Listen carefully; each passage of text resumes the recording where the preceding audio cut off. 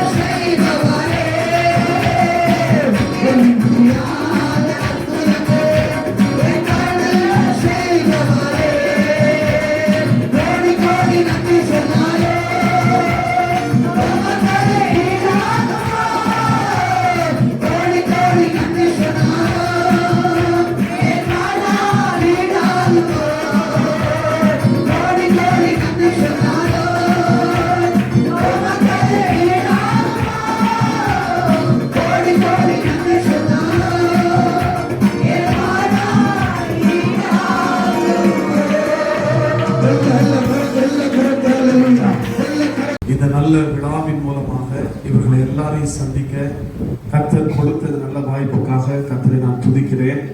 மட்டுமல்ல, இந்த விழாவினுடைய நாயகர்களாக இருக்கின்ற அருமையான தம்பி தங்கச்சி உங்கள் அனைவருக்கும் மனமார்ந்த வாழ்த்துக்கள். கர்த்தருடைய ஆசீர்வதிப்பாராக. இப்போ நான் நினைக்கிறேன் 1 மணிக்குள்ள மொத்தத்துக்கு முடிக்கணுன்ற பிளானோட தான் ஸ்டார்ட் பண்ணியிருப்பாங்க. ஆனா வண்டி இப்ப எப்படி ஓடி இருக்கு அப்படின்னா 1 மணிக்குள்ள முடிக்க முடியுமா அப்படின்ற கேள்விதான். ஆனாலும் கர்த்தர் எனக்கு கொடுத்திருக்கிற கிருபை, 1 மணி நேரமும் பேசினாலும் அதையே பேசுவேன், 1 நிமிஷத்துல பேசினாலும் அதையே பேசுவேன். அதனால நான் 5 நிமிஷத்துல முடிச்சா நீங்களாம் சந்தோஷப்படுவீங்க அப்படின்னு நீ உள் மனசு சொல்லுது. ஏன்னா 1 மணிக்கெல்லாம் முடிச்சாலும் இல்லையா, அதனால உங்க பல்ஸ பார்த்துட்டேன் நான். ஆகவே ரொம்ப ஷார்ட்டா நான் சொல்ல வந்ததை சொல்லிடுறேன். பிள்ளை பேர் என்கிறது மிக ஆசீர்வாதமானது. அதை குறித்து வேத வசனம் பல காரியங்களை சொல்லி இருக்கிறது. இங்கே வீற்றிருக்கிற கனவான்கள் பல வசனங்களை சொல்லி இவர்களை ஆசீர்வதித்திருக்கிறார்கள். நான் இங்கே பங்கேற்க முடியுமா என்ற ஒரு சிறிய ஐயப்பாடு என் மனசுல இருந்துச்சு. அது என்னன்னா, எனக்கு ஒரு 4 நாளா ஃபீவர், அதனால இவ்வளவு தூரம் பயணம் பண்ணி வர முடியுமா என்ற ஒரு வருத்தம், ஒரு ஏக்கம் மனசுல இருந்துச்சு. நாளும் கர்த்தர் இங்கே கொண்டு வந்திருக்கிறார். கர்த்தருக்கே நான் நன்றி சொல்றேன். மட்டுமல்ல, அருமை சகோதரர் பாரத் என்னுடைய ஊழிய சகோதரர் அவரை சந்திக்கிறதும், அருமை தம்பி அஸ்வின் அவரை சந்திக்கிறதும் ரொம்ப மகிழ்ச்சி.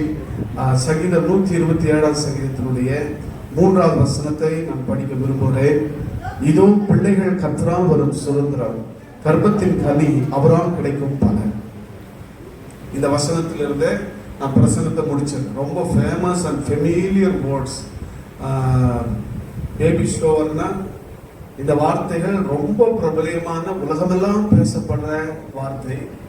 பிள்ளைகள் கர்த்தரால் வரும் சுதந்திரம், கர்ப்பத்தின் கனி அவர் அளிக்கும் பலன். முதலாவது நான் உங்க 2 பேருக்கும் சொல்ல விரும்புறது என்னன்னா, பிள்ளைகள் கர்த்தரால் வரும் சுதந்திரம், கர்ப்பத்தின் கனி கர்த்தர் அளிக்கிற பரிசு, ஈவு, பலன் அப்படின்லாம் வேதம் சொல்லுது. அப்படின்னா என்னையா, ஒரு இடத்துல நான் பிரசங்கம் பண்ணும் போது அப்படி சொன்னாங்க, பிள்ளைகள் கர்த்தரால் வரும் சுதந்திரம்னு நீங்க சொல்றீங்கயா, ஆனா என்னைக்கு இந்த பிள்ளை வயிற்றுல உருவாச்சு அன்னைக்கு எனக்கு சுதந்திரமே போச்சு. ஏன்னா படுக்கிறது கூட நான் நினைச்சாம என்ன பண்ண முடியல, படுக்க முடியல. பிள்ளைகள் உருவான நாளிலிருந்து, அவர்களை சுமந்து 10 மாதம் பெற்றெடுக்கிற நாளிலிருந்து, மட்டுமல்ல அவங்க கொஞ்சம் பெரியாரா வர வரைக்கும் பெற்றோர், குறிப்பா தாய்மார்கள் படுற கஷ்டம் கொஞ்சம் அதிகம்தான் இல்லையா? அப்படித்தானே? உங்களுக்கு பிடிச்சதெல்லாம் சாப்பிட முடியாது, இஷ்டப்படி உருண்டு போறது கூட படுக்க முடியாது, வேகமா எழுந்துக்க முடியாது, வேகமா உட்கார முடியாது, வாந்தி வரும். பிறந்த நாள்ல இருந்து இந்த பிள்ளை உருவானது நாள் வரைக்கும் பாத்தீங்கன்னா உங்க உடம்புக்குள்ள சில மாற்றங்கள் இது வரைக்கும் நமக்கு இப்படிலாம் இருந்ததே இல்லையே, மந்த நிலைமையா இருக்கும். அது மட்டும் இல்ல, இன்னும் உங்களுக்கு உடல் ரீதியா சில குழப்பங்கள், மூட் சேஞ்சிங், அப்பப்போ உங்களுடைய மனநிலையில மாற்றம், திடீர்னு டென்ஷன் ஆகும், ஹைப்பர் டென்ஷன், திடீர்னு சந்தோஷம், அது இப்படிலாம் இருக்கும். அப்ப இப்படி இருக்கும்போது நான் சுதந்திரத்தையே இழந்துட்டேயா. இன்னும் பெற்றவங்க சொல்றாங்க, பிள்ளைய சுமக்கும் போது கூட சுமந்துட்டையா, ஆனா இதுல பெத்து வளர்க்கறதும் இருக்கிறது பாருங்க, எக்ஸ்பீரியன்ஸ் பேசுது பாருங்க. பிள்ளைய பெத்து வளர்க்கறதுல ஒரு பெரிய கஷ்டம் இருக்கு. உண்மையா சொல்ல போனா பிள்ளைய சுமக்கிறதும் கஷ்டம்தான், அவங்கள பெத்து வளர்க்கறதும் கஷ்டம்தான். ஆனால் இதை பாக்கியமாக நீங்க எண்ணணும், இத பாக்கியமா நினைக்கணும். ஏன்னா சுதந்திரம் என்றால் விடுதலையை பற்றி வேதம் அங்க சொல்லுது. சுதந்திரம் அப்படின்னு நம்ம சொல்ற விடுதலை, சுயாதீனம், ஃப்ரீவில், அதை பத்தி சொல்ற. சுதந்திரம் என்று சொல்ற அந்த வார்த்தைக்கு நிகரான மூல வார்த்தை சொத்து. பிள்ளைகள் கர்த்தரால் வருகிற சுதந்திரம்னு சொன்னா நமக்கு புரியல. பிள்ளைகள் கர்த்தரால் வருகிற சொத்து. எப்படி? பிள்ளைகள் கர்த்தரால் வருகிற சொத்து. முதல்ல இந்த வயிற்றுல உருவாயிருக்கிற பிள்ளைய, நீங்க சுமந்திருக்கிற பிள்ளைய பரலோகத்தின் சொத்தா உங்களுக்கு கொடுத்திருக்கு. பரலோகமே உங்களுக்கு பரிசு கொடுத்திருக்கிறது. கல்யாணம் பண்ற எல்லாருக்கும் பிள்ளை பாக்கியம் கிடைக்கல, அநேக எவ்வளவு கஷ்டப்பட்டு இருக்கிறாங்க. ஆனா கல்யாணமான உங்களுக்கு ஏற்ற காலத்துல சிறப்பான சொத்தை கர்த்தர் கொடுத்திருக்கிறார். பிள்ளைகளை நிறைய பேர் நினைக்கிறாங்க தொலைங்க அப்படின்னு. பிள்ளைங்க தொல்லைங்க இல்லைங்க, பிள்ளைங்க சொத்து, கடவுளே கொடுத்த சொத்து, ஆண்டவரால் கொடுத்த சொத்து. நம்ம ஊர்ல இந்த நிகழ்வை வளைகாப்புன்னு சொல்லுவாங்க சில இடத்துல, இல்லையா? ஏன்னா நிறைய வலையில போடுவாங்க கையில, நல்லது நீங்க வலையிலே போடுறது இல்லை. இன்னொன்னு என்ன சொல்லுவாங்க, சீமந்தம்னு சொல்லுவாங்க. இங்க என்ன சொல்றாங்க, நான் உங்களை கேட்டா நீங்க என்ன பண்ண எனக்கு சொல்லணும், என்ன முறைச்சு பார்த்தா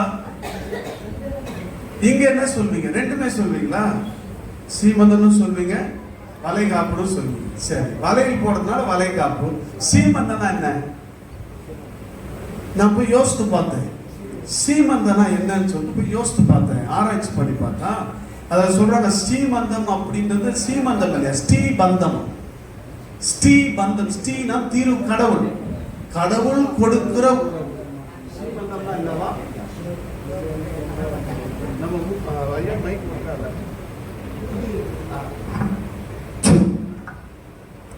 ஸ்ரீபந்தம் தான் காலப்போக்கில் நம்ம ஆளுங்க சீமந்தம் சீமந்தம் ஆகிட்டாங்க. ஒரு பாட்டி கிட்ட கேட்டேன், எனக்கு தெரியாம, பாட்டி சீமந்தம்னா என்ன பாட்டி அப்படின்னு.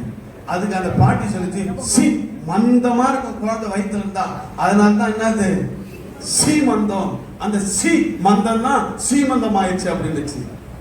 குருனை யாரு தடவை பார்த்த கதை.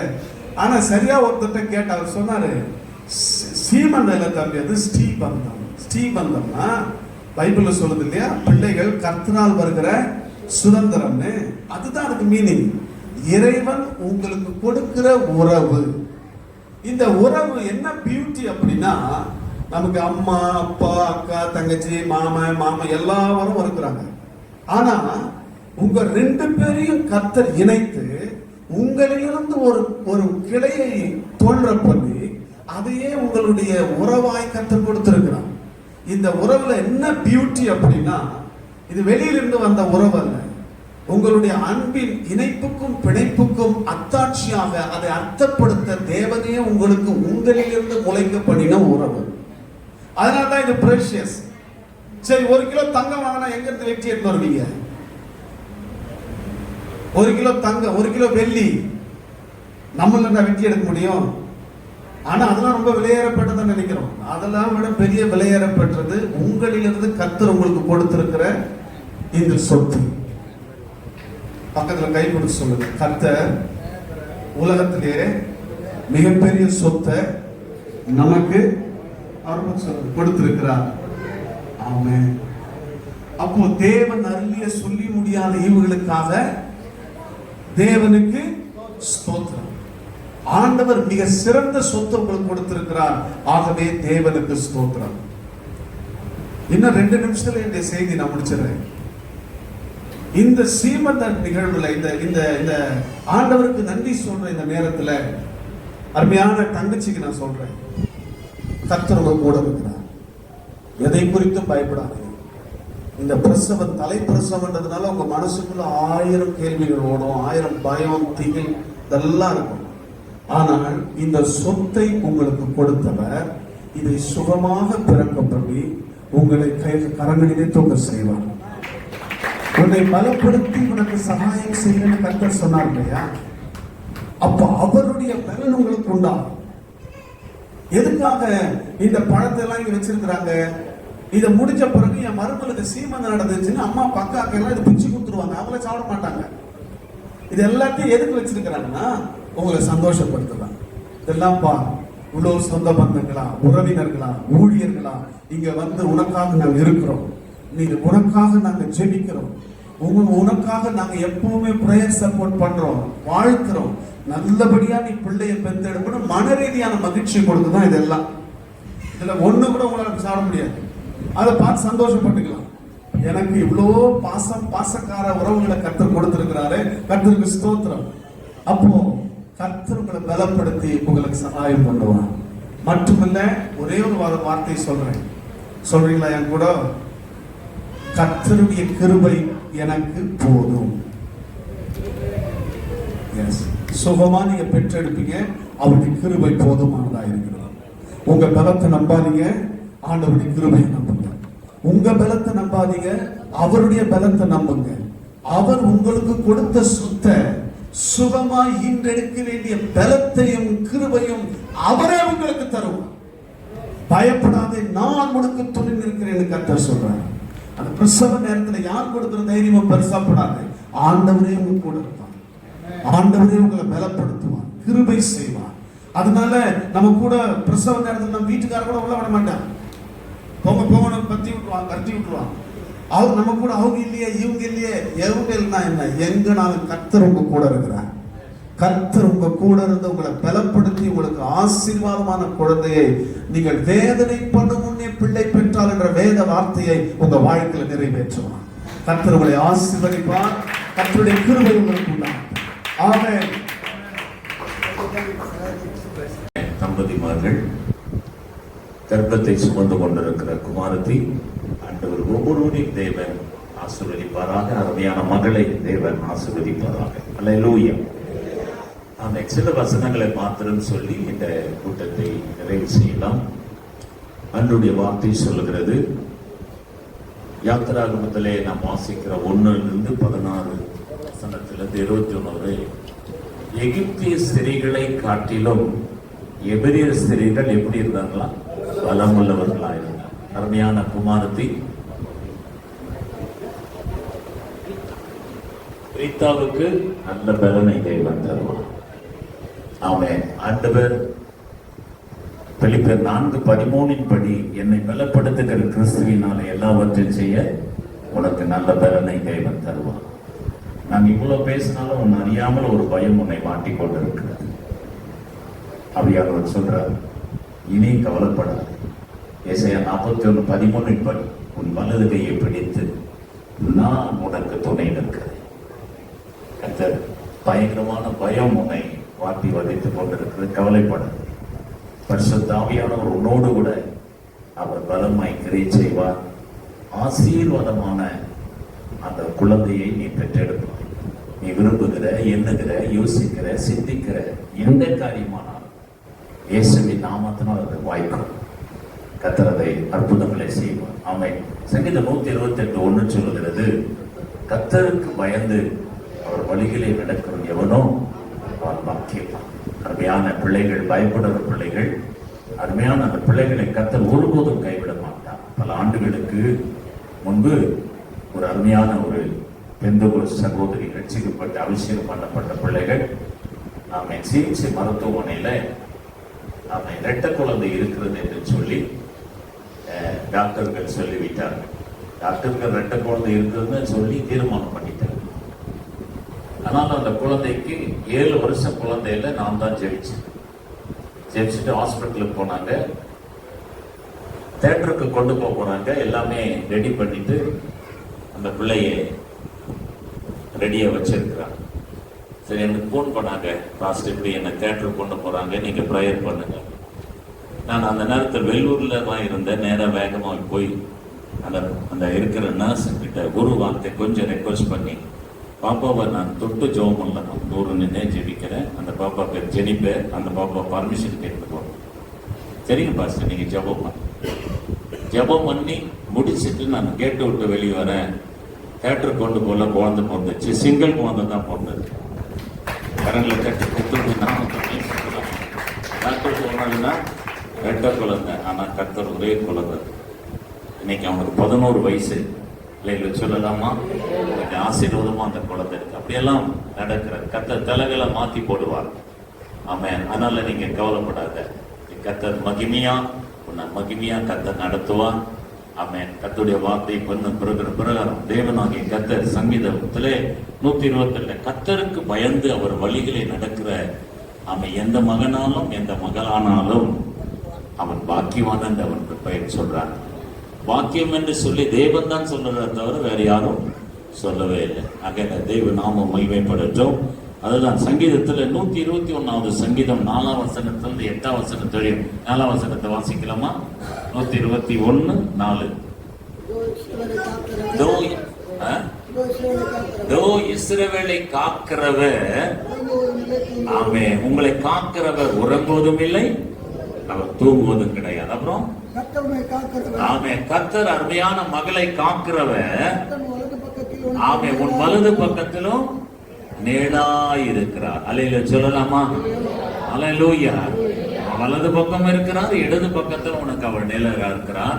கர்த்தர் உன் கொக்கையும் உன் மரத்தையும் இது முதற்கொண்டு என்றென்றைக்கும் அவன் உன்னை ஆசீர்வதிப்பார். அல்லேலூயா சொல்லலாமா? நீ ஆசீர்வாதமா இருப்பாய். From this day I will bless you. ஆகாய் 2:19 படி இன்று முதல் உன்னை ஆசீர்வதிப்பார். அல்லேலூயா சொல்லலாமா? ஒருபோதும் நீ கலக்கம் அடையாத. இந்த கூட்டெல்லாம் முடிந்து இரவு படுக்கும் போது உன் வலது கையில் எடுத்து வயிற்று மேல கை வச்சு, பரிசுத்த ஆவியானவரே, என்னையும் பார்க்குறீங்க, எனக்குள் உண்டான கர்ப்பத்தின் குழந்தையை நீங்க பார்க்குறீங்க, பிரசவம் பண்ண போகிற நீர்தான் ஆண்டவரே என்று சொல்லி ஒரு குட்டி ஜெபத்தை ஏறெடுத்திருப்பாரு. கர்த்தர் மகிமையா கர்த்தர் மாற்றுவார். இனி ஒரு நாட்களிலிருந்து எந்த நாட்கள் தேதி தந்திருக்கிறாங்களோ அந்த தேதிக்குள்ள கர்த்தர் மகிமையா நடத்துவார். ஆமென் சொல்லுவோமா? அல்லேலூயா. நியாயாதிபதி புத்தகத்துல மனோவா கேட்கிறா, ஆண்டவரே, எங்களுக்கு பிறக்க போற பிள்ளை நாங்க எப்படி வளர்க்கணும்?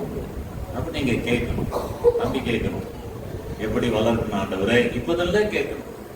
அப்ப பாப்பாவும் கேட்கணும், உங்களுக்கு பிறக்க போற பிள்ளையை நாங்க எப்படி வளர்க்கணும்? ஆவிக்குரிய ரீதியா வளர்க்கணும். அல்லேலூயா சொல்லலாமா? மாம்சத்துக்குரிய பிள்ளைகள் உண்டு, ஆவிக்குரிய பிள்ளைகள் உண்டு. அது என்ன பாஸ்? மாம்சத்துக்குரிய பிள்ளைங்க, ஆவிக்குரிய பிள்ளைங்க. மாம்சத்துக்குரிய பிள்ளைங்க ஜென்ரலா, அதுக்கெல்லாம் எக்ஸ்பிளைன் பண்ண நான் தேவையில்லை. ஆமா, அது நான் சொல்ல வரல. ஆவிக்குரிய பிள்ளைங்க 1ஆம் மாதத்திலிருந்து 10ஆம் மாதம் வரையும், 9ஆம் மாதம் வரையும் வயிற்று மேல கை வச்சு ஜெபிக்கும் போது ஆமென், குழந்தை உள்ள என்ன பண்ணும்? துள்ளிட்டு ஆவிக்குரிய பிள்ளையா மாறிடும். அல்லேலூயா சொல்லலாமா? அல்லேலூயா. மாம்சத்துக்குரிய கர்த்தருக்கு ஸ்தோத்திரம் சொல்ல மாட்டான், ஆவிக்குரிய கர்த்தருடைய பிள்ளைங்க கர்த்தருக்கு ஸ்தோத்திரம் சொல்லுவாங்க. அதுதான் வித்தியாசம். ஆமென் அல்லேலூயா. ஒரு மாம்சத்துக்குரிய குழந்தையை நிக்க வைங்க, ஒரு ஆவிக்குரிய பிள்ளையை நிக்க வைங்க. ஆமென், அந்த பிள்ளைகளுடைய முகமலர்ச்சியே ஆமென் வித்தியாசமா இருக்கும். ஆகையால் அந்த மாதிரி கர்த்தர் உங்களை மகிமையினால கனத்தினால நடத்துவார். தேவ கரம் ஒரு நாளும் உன்னை விட்டு விலகவே விலகாது. அல்லேலூயா சொல்லலாமா? இன்றிலிருந்து ஆமென், நீ பிரசவம் முடிந்த பிறகு, குழந்தை வளர்ந்த பிறகு இருக்கிற நாள் வரையும் தேவ பிரசனம் உன்னோடு கூட இருக்கும். தேவனுக்கு நீ இந்த பலிபீடத்தில் வந்து குழந்தை வச்சுட்டு சாட்சி சொல்லவில்லை, அந்த நாள் வரையும் ஆண்டுடைய பிரசனம் உன்னோடு இருக்கும். எழுந்து நிற்கலாமா? Glory to God. Hallelujah. Thank you. எழுந்து நிற்கலாம், எல்லாம் எழுந்து நிற்கலாம். Thank you Lord. எல்லாம் எழுந்து நிற்கலாம்.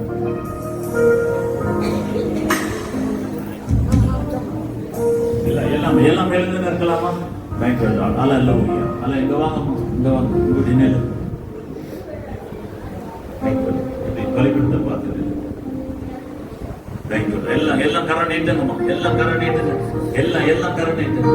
Thank you Lord. கர்த்தருடைய தாசர்கள் எல்லாரும் இந்த பிள்ளைகளை மனதார வாழ்த்து. வேகா லாதாடா ராதுடா ராமா சீகா பாதி கபோலா தியாண்டடா ரோ விடுவிக்கிற வல்லமுள்ள தேவன். வீகமாலா சீகா பாதி கபோலா தியாண்டடா ரா விடுவிக்கிற மகிமையின் தேவன், அற்புதங்களின் ராஜா. மீலா சீகா பாதி கபாலா தியாண்டடா ரா ஓமில் ஆத்துரா, நீ எனக்குரியவள். Evil Asia கூடாரா மாக்கபாலா. கர்த்தர் ஒருபோதும் உன்னை கைவிடாமல் கர்மலை கிறிஸ்துவனா இருக்கிறார். அருமையான தம்பி, இருவரை மனதார வாழ்த்துகிறோம். ஊழியக்காரரா நாங்கள் சேர்ந்து வாழ்த்துகிறோம், ஆசீர்வதிக்கிறோம். நன்மை கிருபை தொடரட்டும் ஜீவனுள்ள நாளெல்லாம். எருசலேமின் வாழ்வை இவர்கள் காணுவதாக என்று சொல்லி நாங்கள் ஜெபிக்கிறோம், முடிக்கிறோம். ஆண்டவரே, உம்முடைய கரம் காருண்ய மகளோடு கூட இருப்பதாக என்று சொல்லி ஜெபிக்கிறோம். ஆண்டவரே, இந்த பிள்ளைகளை ஆசீர்வதிக்கிறோம். ஆண்டவரே, ஆவி ஆத்மாவிலே பலன் உண்டாவதாக. ஆண்டவரே, சோதரம் எகிப்து ஸ்திரீகளை காட்டிலும் எபிரேய ஸ்திரீகள் பலமுள்ளவர்களாய் இருந்தார்கள். ஆண்டவரே, உமக்கு ஆண்டவரே உம்முடைய பலன் மகளுக்குள் வருவதாக, மகனுக்குள் ஆண்டவரே ஸ்தோத்திரிக்கிறோம். ஆண்டவரே இருப்பதாக என்று சொல்லி ஜெபிக்கிறோம். கர்த்தருடைய செக்கினா மகிமை, கர்த்தருடைய அபிஷேகம் வல்லமாய் சியாந்தடரமா. ஆண்டவரே, வெளிப்படுத்தல் 25 இதோ சிங்காசனத்தில் மேல் வீற்றிருக்கிறவர் உனக்காக எல்லாவற்றையும் சகலத்தையும் புதிதாக்குகிறார். ஆமென் அல்லேலூயா. புது பல, புது மகிமை, புது அபிஷேகம், புது வல்லமை, புது கிருபை, புது அபிஷேகத்தினுடைய மகிமை உண்மையில் இறங்குவதாம் மனதார வாழ்த்துகிறோம். பிதா குமாரன் பரிசுத்தாவின் நாமத்தினால பிரதிஷ்டை பண்ணி உட மகன் உட கையில ஒப்புவிடும். கர்த்தர் நீங்க ஆசீர்வதிங்க, மகிமையா நடத்துங்க. இந்த பிள்ளைகள் என்றைக்கும் சந்தோஷமாய் மகிழ்ந்து களி கூற கர்த்தர் உதவி செய்யுங்க. நாங்க ஊழியக்காரராய் சேர்ந்து ஜெபிச்சிருக்கிறோம். ஆண்டவரே உடைய சமூகத்தில் ஜெபிக்கிறோம். மகளுடைய விருப்பம் சங்கீதம் 24 என்ன வேண்டும் என்று கேட்கிறார்கள். ஆண் வேணால் ஆண் கூடும், பெண் வேணாலும் பெண் கூடும். ஆவியானவர் பெரிய காரியங்களை செய்து கனப்படுத்துகிறார். உங்க கரத்தில் தாங்கி ஒப்பு கொடுக்கிறோம். எல்லா கனமகிமை உமக்கே செலுத்தும். இயேசுவின் மூலம் ஜெபிக்கிறோம். கர்த்தரை ஸ்தோத்திரி. என் ஆண்டவரே பரிசுத்த நாமத்தை ஸ்தோத்திரி. என் ஆத்துமாவே கர்த்தரை ஸ்தோத்திரி. கர்த்தர் செய்த சகல உபகாரங்களை ஒருபோதும் மறவாதே. ஆமென், ஆமென்.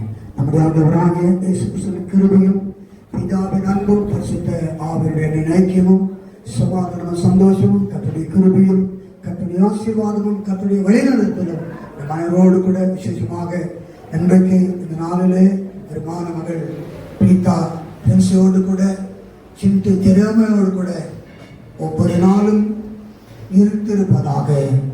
ஆமென், ஆமென். ஹல்லேலூயா, ஹல்லேலூயா, ஹல்லேலூயா.